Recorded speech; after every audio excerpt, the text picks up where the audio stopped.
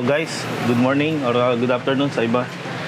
Meron na naman tayong panibagong Gen 3 na pumasok. So, pag-aari siya ni Sir Sham. So, ang concern niya, since 333 na siya, gusto niyang ipapalitan ng timing belt.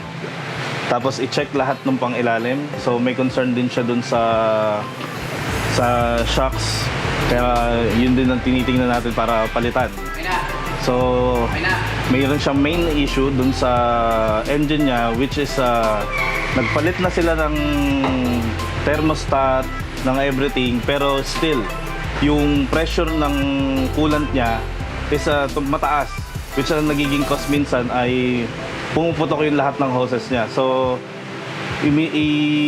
pinaliwanag ko sa kanya kung ano yung mga dapat gawin. So yun, ibabalik niya yung sasakyan dito para i-full inspection yung pressure.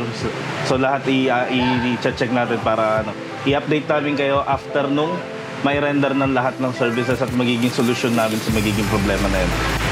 So guys, gano'n nga ba katagal o mga ilang araw ang timeline para magawa yun sa issue na yun? So pagka ganun issue kasi, minsan tinitingnan namin kung saan magkakaroon ng pressure. So ang procedure namin dyan, pressure test, kung merong bubbles doon sa radiator. So, let's say, yun na yung naging problema. Kasi, usually, ang nagiging problema niyan minsan sa head eh. Minsan kasi si customer or si Pajero owner, nagdadrive sila na hindi nila na-notice na nagmumultiple overheat na pala yung makina. Kasi ganyan si Pajero eh. Minsan overheat ka na, pero hindi mo pa nakikita sa gauge yan eh. Yan ang isang problema kay Pajero, sobrang tibay. So, ibig sabihin yung ganun na pagkakataon na nag-overheat ka na, hindi mo masesense siya dun sa mismong gauge. So, nangyayari sa kanya, magkakaroon siya ng pressure build sa loob. So, hanggang sa magkaroon na lang ng putok na hoses, putok na radiator, which is nasa dulo na siya.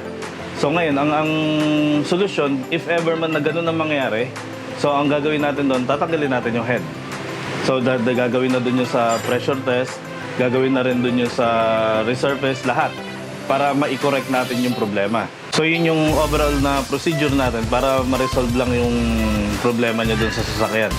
So same time, ipapalitan na rin natin ng lahat ng mga piyesa niya sa loob, yung timing belt, lahat, etc.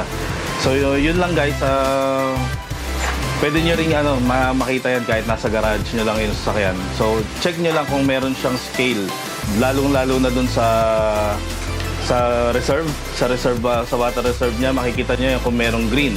Meaning nun, ang pinaka-basic na pwede nyong gawin dun, papalit na kayo agad ng coolant or ng thermostat para at least ma-prevent natin yung pwedeng mangyari sa sasakyan nyo.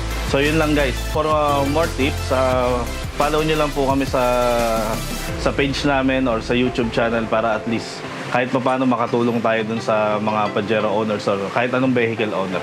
So yun lang po for today's video. Thanks.